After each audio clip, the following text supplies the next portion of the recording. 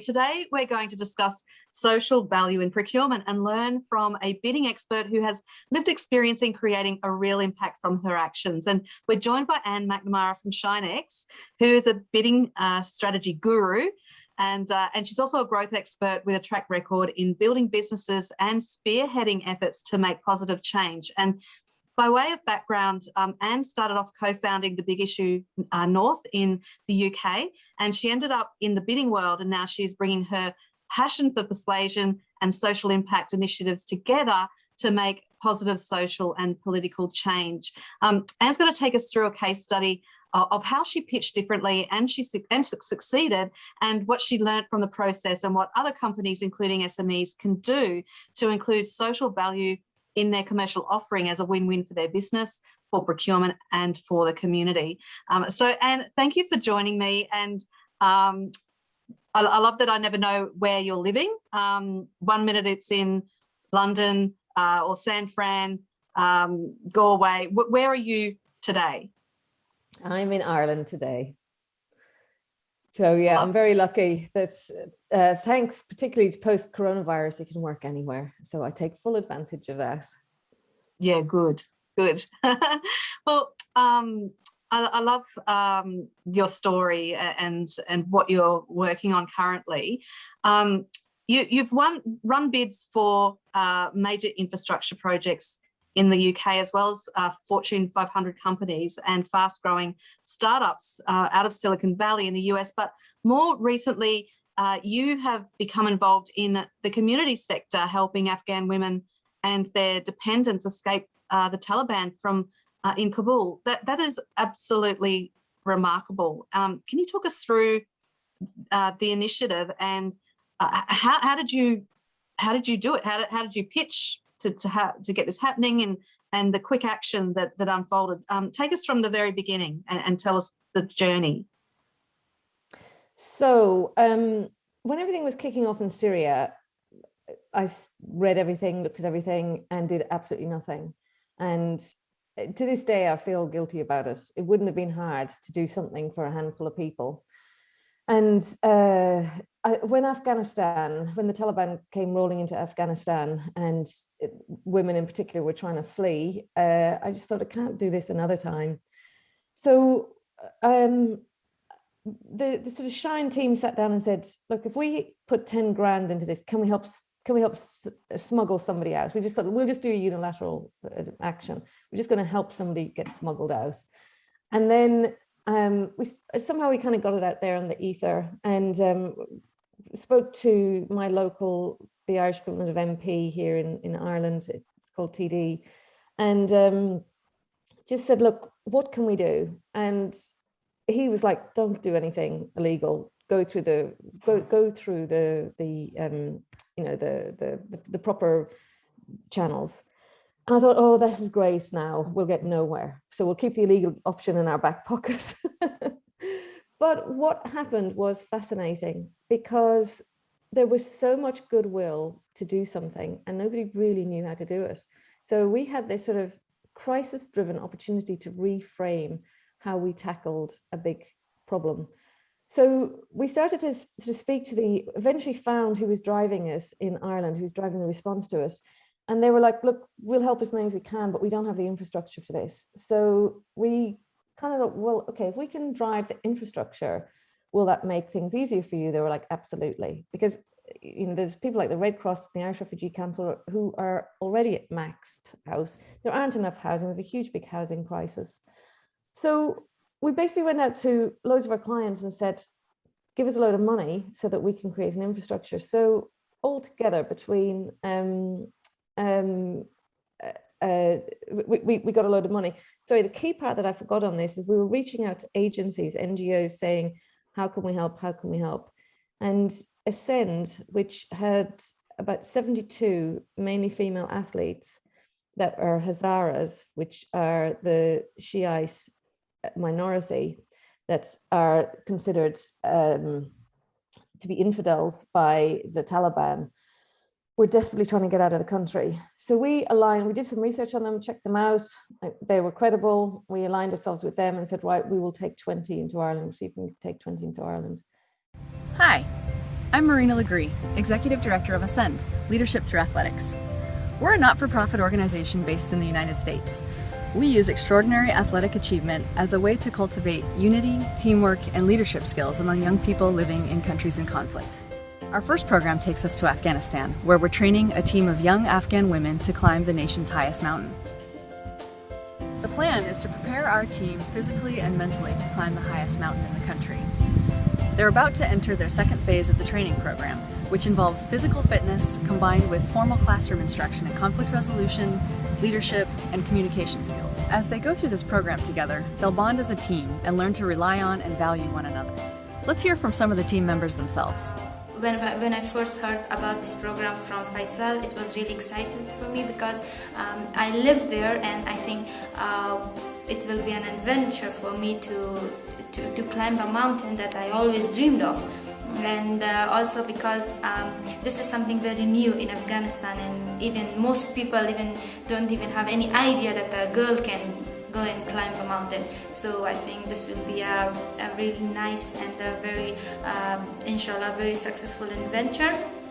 And I hope that by doing this, me and other girls who are participating in this program will prove a point that not just men, especially Afghan men, are capable of doing such adventurous or dangerous things, but also women can have that ability to prove themselves, to know that they can also do something which men can do, and they can be equal to other men.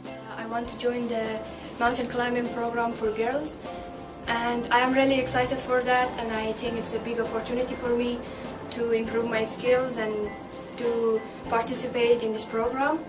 And I want to improve to learn how to climb mountains. I want to improve my skills in leadership, and I want to show the world that as an Afghan girl I can do many things and I can be a good mountain climber. I'm working as the program coordinator for Ascend International in Afghanistan. As our first activity here, we are establishing a team of 20 girls who will be climbing one of the highest mountains next year. In Ascend, we believe in empowering women through sports, and by this activity, we are aiming to introduce new heroes and new faces to the people in our society. In year 2015, the first team of female mountain climbers will be hiking one of the most difficult peaks, and from that peak we will deliver the message of peace and equality to the people of Afghanistan and also to the people of the world. We have a fantastic team of young women who are working hard to reach their goal. They need your support for the next phase of their training. If you believe in the power of teamwork and athletic achievement, join us in getting this extraordinary team to the top of the mountain. Give what you can and spread the word. Thank you. Thank you.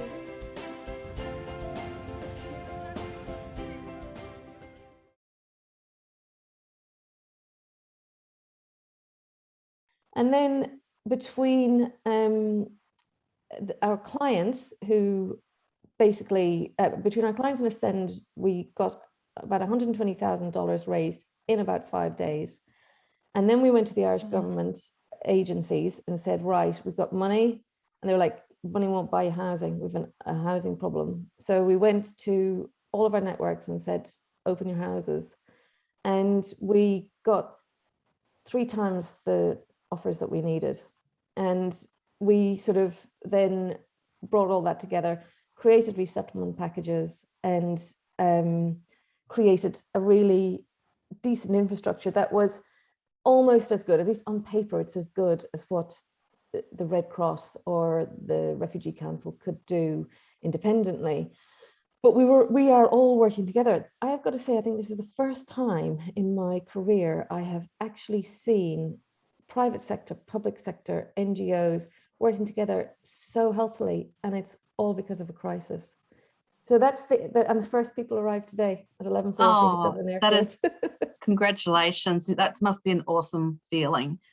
And you're right. That isn't it sad that it has to take a crisis to bring, create such transformational change, but this is a great story to tell. And so what's next for the Ascend athletes group, what happens now? Is this the end of your involvement, or is there a handover? No. So there isn't really anybody to hand over to. So we are responsible for their resettlement. How did I get myself into this one? So there's myself and a woman called Andrea in Dublin. So Andrea's taking responsibility for 10, I'm taking responsibility for 10. And it's basically community support. We are using some of our fundraising money to take on a day-to-day on the ground resettlement worker to do all the running around. Like, we have an 11-year-old starting school, we have a pregnant woman, we have loads of complexities there. So our job really is to spend the next 12 to 18 months making sure that they're properly integrated into Ireland and can sort of get on and be fully independent. Wow, big job, Anne. I like to delude myself that it'll be a piece of cake.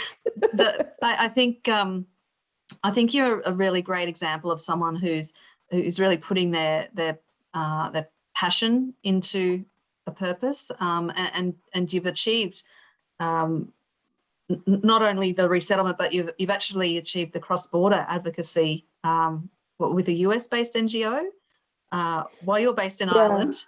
And with no previous international aid experience. So hats off to you. I think that's a real testament to you as an individual, but also something very inspiring for others. And I think you know what you're doing. You know, we're now starting to see the concept of social value being asked for and responded to in public sector tendering. And so, from your experience, you know, we see a lot of lip service being paid to social value, right? So I think you've walked the journey. And so what is social value, and why does social value matter for businesses and procurement? It's fascinating, really, because I think Milton Friedman's big comment, big thesis on business, saying the only social responsibility is to increase profits, is actually this sort of baseline crap that we're all having to get over. There's no entity in our lives where all we do is one thing. We just have one single focus. You don't raise children just to be good academically or to be good sports people. You raise them to be polite and to do, you know, to be able to pick up litter and to do their homework. And you're trying to get around the thing. But then we have this thing about business should only be making money. Otherwise you're failing in your responsibility. Plus, you know, a huge percentage of businesses aren't stock IPO'd, stock exchange, shareholder responsibility kind of stuff. I can't remember the stats, but most businesses, most people are employed by small businesses. And at least in the UK, and I know that stats right. So business has a huge opportunity to do social good. And what is social value? I think it depends where you are. It's about ensuring that what you do has positive impact, either on the service that you are providing or the people around you. And it's not that hard. We don't have to get all hung up. We know when we've done social value. We know when we're doing good stuff.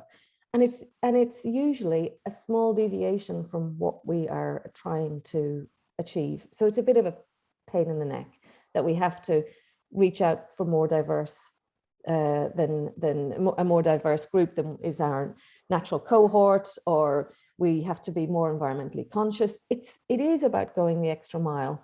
And in public sector procurement, they're very, very good at procuring for it now. They'll KPI you and they'll ask you very specifically, and you might have to set up departments to sort of really deal with it. And it's definitely getting there. But I think there's an underlying like intellectual resistance to social value because it's slightly more complex than the Friedman, like, just stick to one thing and just do it well. And I agree with you there. I think maybe theoretically it started getting adopted because governments realized they couldn't solve all of the world's problems, and so they looked to business to help compensate that, or, you know, to extend that capability. But I think it is totally a shared responsibility. We don't,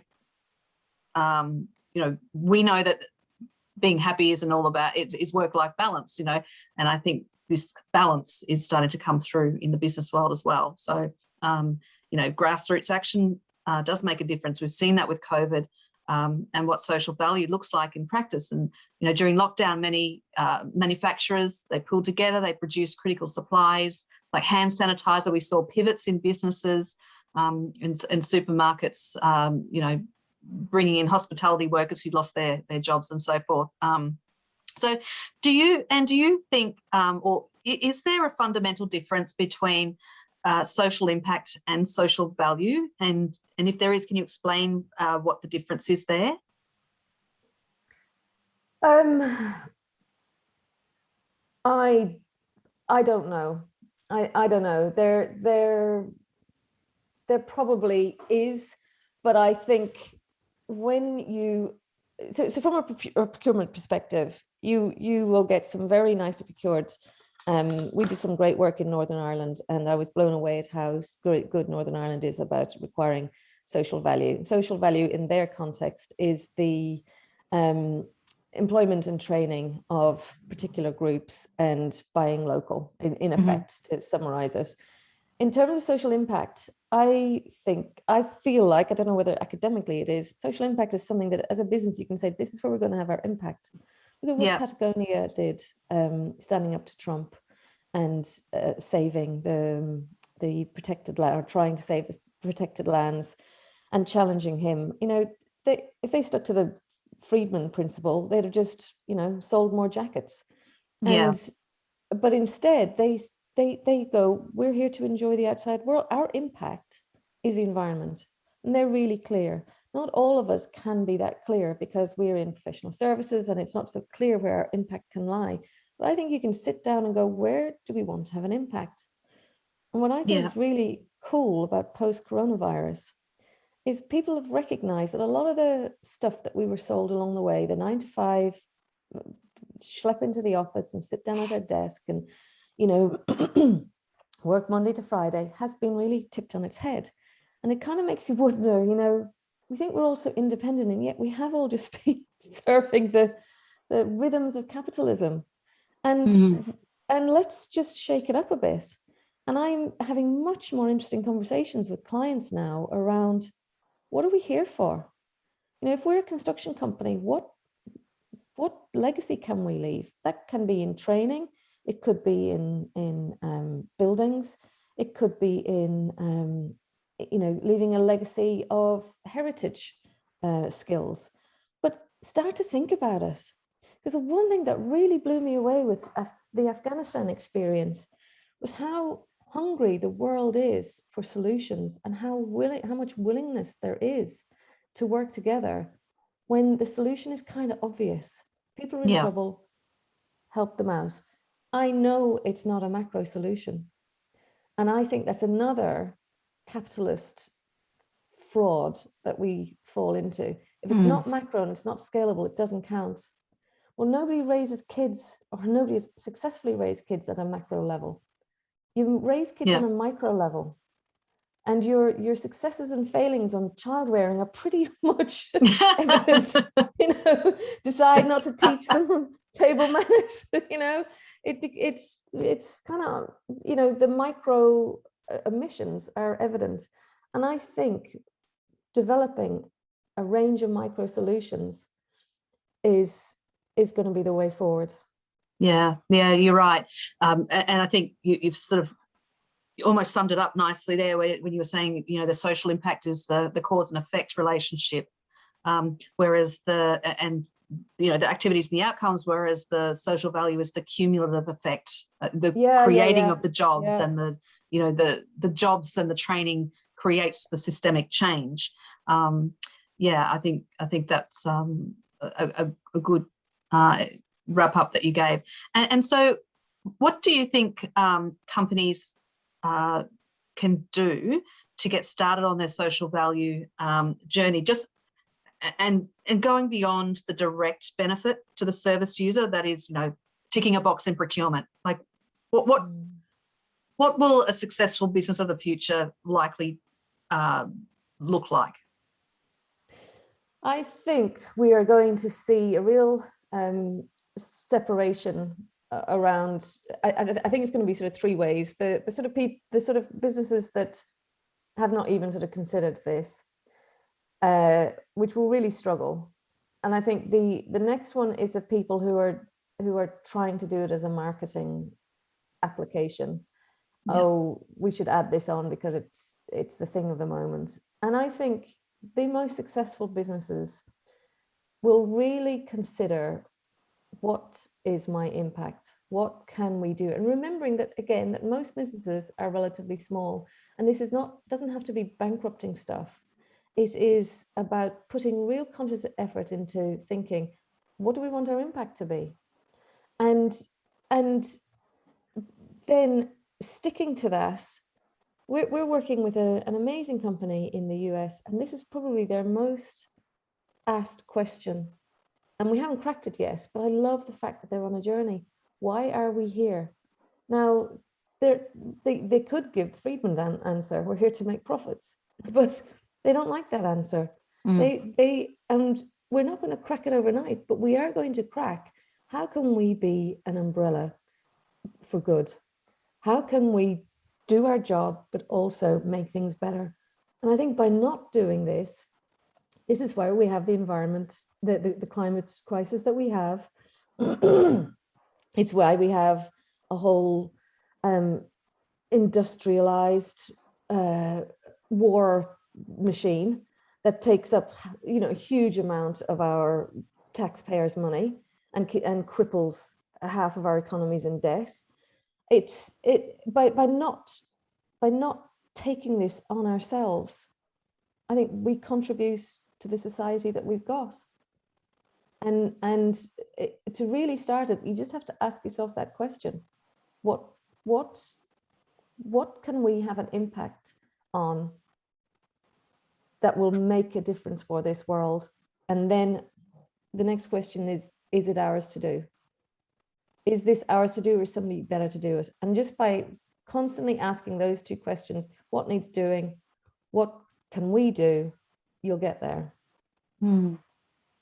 And where do you remember when corporate social responsibility became the triple bottom line measures came out, in the and corporate governance? So it took a while for that to catch on in organizations, and it really didn't catch on until it had a home. Do you see social value becoming a role in an organization, or where does it live? Where does the initiative where is it owned, and how does it get driven from the inside out? I mean, you're a business owner yourself, so you're nimble enough to do that. For a big organization, where do they start? Yeah, I mean, I think it's tough for established organizations that want to do it as an add-on. It's hard. It's easier to sort of make it the heart of a more authentic from the heart. Did you know that 90% of millennials would change brands for a brand with a purpose? Now, wow. We can all get good at, it's unbelievable. We can all get good at sort of telling brand stories about our purpose and all the rest. But in the same way as we've got a lot more discerning about working out fake news and all the rest, we will get more discerning about working out fake BS. Yeah, exactly. Yeah. So I think it starts with a leadership-led commitment. And I would love to see people who believe in the sort of Friedman principle to just say, I mean, if you ever read what he says, he's brutal, it's like, this is a load of socialist nonsense and people shouldn't be doing it. And I'd love some companies to have the authenticity to stand up and say, we believe in making profits and we'll put some post-profit money into good works, leave us alone. And good luck to them. And I would like to see the ones who don't feel like that grapple with this issue and go, what can we do? And own it at their heart. And yes, it should be represented by as senior a person as the CFO. Yeah. And wherever it lands in an organization, and I guess, you've got this experience now in helping your clients. get up and running with probably what could have been their first social impact initiative. And so how are they going? How are they going in? I know it's only very new, but how will they report or measure the outcome of the island refugee initiative? Like, if you were to break it down for an organisation, where do they start tracking and measuring and reporting on metrics? Because there is, I came across a social impact calculator, and I believe that's what evaluation panels could end up using, because I believe in the UK it can be up to 40% of the evaluation criteria. It hasn't quite caught on as much as that. I know UK is far more advanced in their procurement reform than other nations, but the evaluators clearly have got an evaluation criteria happening, but there's not much is being imparted to businesses on how they can actually bridge the divide or bridge the gap. So to get technical about it, in the EU when Britain was still part of the EU, Britain drove all this within the EU and was an absolute leader in this.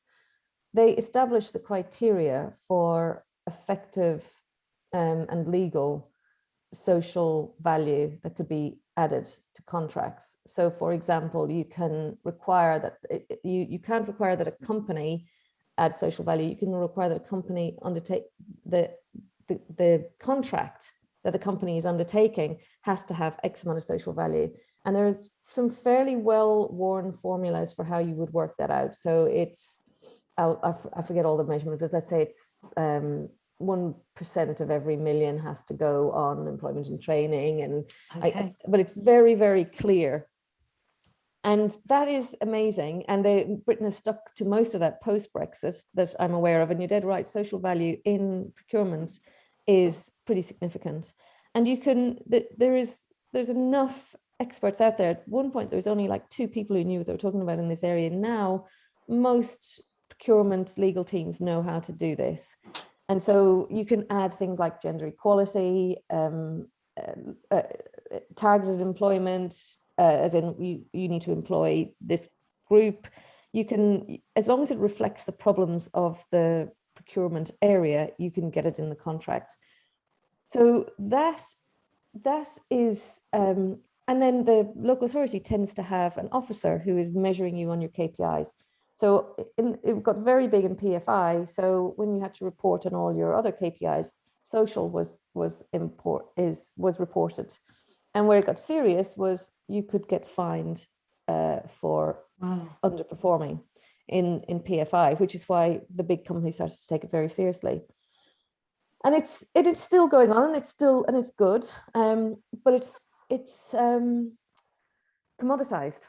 So it's like they want us to do this. We will do this. We will take on a local employment officer, and she usually will make it all happen for our contract. And it's the same as like contractual requirements to hose down the streets after you make dust or something like that.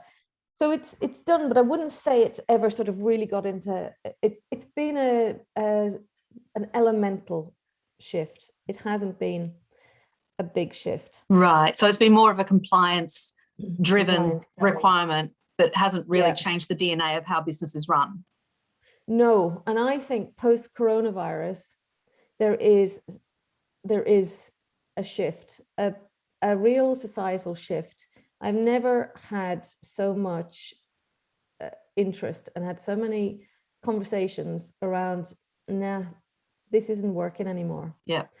Something's got to change. And we love doing business, but what is it all for? And it's not I'm going to run off and, live in a cabin up the mountains. It's like, I have to add more. And this is coming from, some woo-woo Californians, but also Irish builders. So it's in there, I just think there's a willingness to change. And I do think if you look at the big societal shifts post First and Second World War, women's emancipation, First World War, Second World War, the 60s, the whole tossing up of the new order, of the old order. I think coronavirus is our mini war, and I think we will start to see some shifts, and now is the time you're right. to capitalize on it. Big changes. Yeah. Feeling blown away by the unity of vision, and there has not been one bad actor in this from every single person involved. It has been extraordinary, and the coalition for good has been amazing, and that's what gives me real hope about where we are at the moment. Yeah, I think that's great, and I think being able to build that coalition of support around you, is absolutely the critical success factor, no doubt. So thank you so much for sharing today. And have you got any other last thoughts or tips or piece of advice for anyone who wants to or even help with your cause? Yeah, well, we would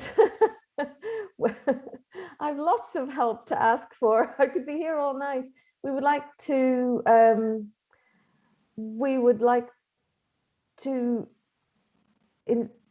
scale in a small way what we've done with Afghanistan across Ireland to mean that we could receive more refugees in a way that doesn't bankrupt the country.